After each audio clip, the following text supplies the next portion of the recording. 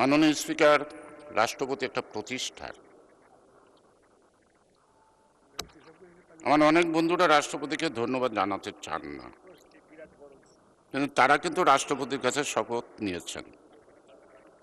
Doctor Mohammad Yunus যখন শপথ নেন তখন আমার সামনে যারা আছেন তারা অনেক নেতাই সেখানে উপস্থিত ছিলেন। আমি রাষ্ট্রপতিকে ধন্যবাদ জানাতে চাই এই কারণে, জন্ম হোক যথাযথ, কর্ম হোক ভালো। রাষ্ট্রপতির জন্ম নিয়ে কথা থাকতে পারে, এখানে তিনি আসছেন, সংসদের রীতিনীতি অনুযায়ী সংসদ আহ্বান করছেন।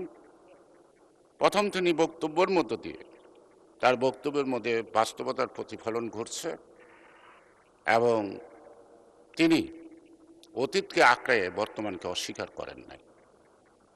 সেই কারণেই বাস্তবতাকে যে মেনে নেওয়া, এই কারণেই তিনি ধন্যবাদ পান। আমি তাকে ধন্যবাদ জ্ঞাপন করি।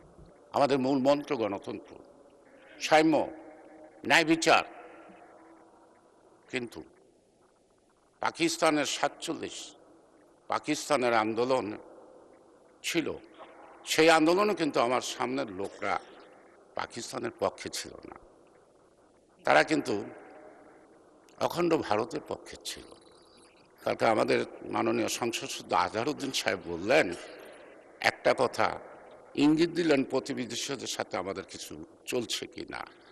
প্রতিবেশীদের সম্পর্ক তো আপনাদের ব্রিটিশ আমলে, আমাদের না।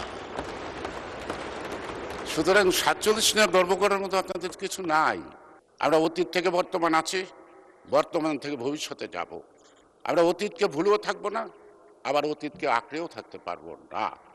কারণ আমাদেরকে একজন গ্লোবালাইজেশন, আজকে পৃথিবীর সাথে আমাদেরকে চলতে হবে।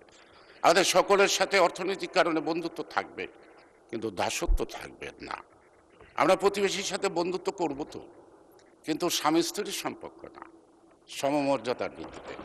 স্বাধীন বাংলাদেশ, সার্বভৌম বাংলাদেশ আমার জাতীয় স্বার্থকে বিসর্জন দিয়ে নয়।